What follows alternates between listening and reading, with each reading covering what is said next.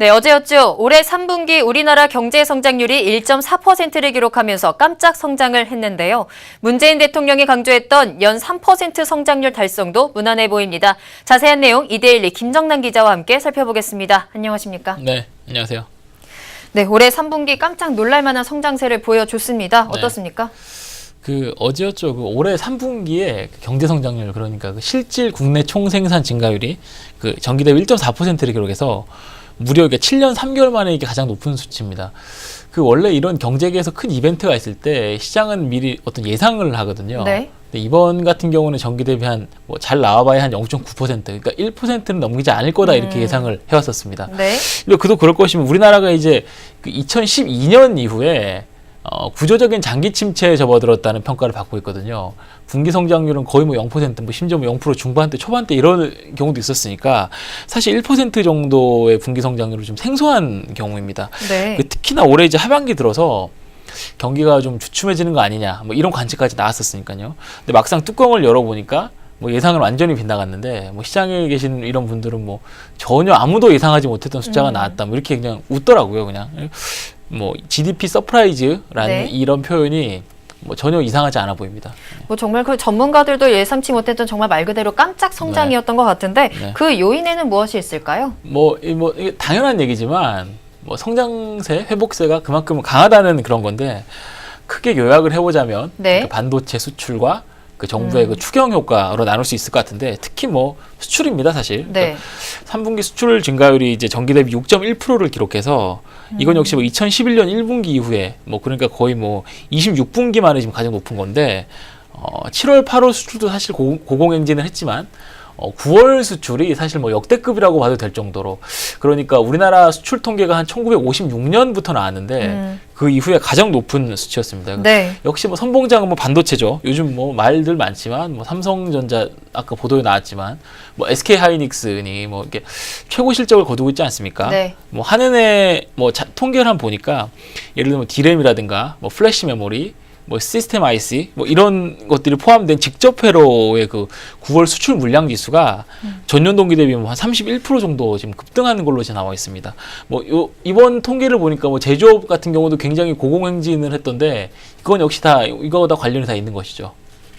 계속해서 우리 반도체 쏠림 현상에 대한 얘기도 많이 나오고 있는데 그래도 반도체 수출이 우리나라의 경제 성장률을 많이 이끌고 있는 거는 사실인 것 같습니다. 그렇죠. 앞서 말씀하셨지만 추경 효과도 있었다라고 말씀을 해주셨는데 어떤 내용인가요? 정부가 이 추경을 얼마 전에 확정을 해서 집행을 하기 시작했죠.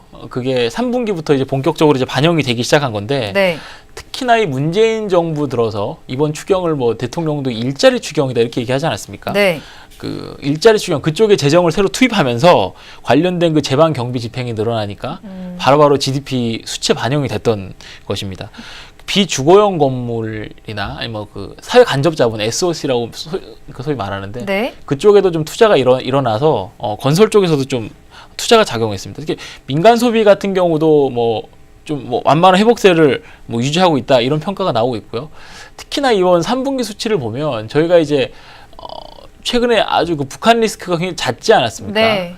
그런데 그럼에도 불구하고 당시에는 이제 금융시장 가격들이 그때그때 움직였지만 이게 소비라든가 생산, 수출 이런 실물 경제 쪽으로는 아직 옮겨붙지 않았다. 이런 평가도 가능해 보입니다. 그렇군요.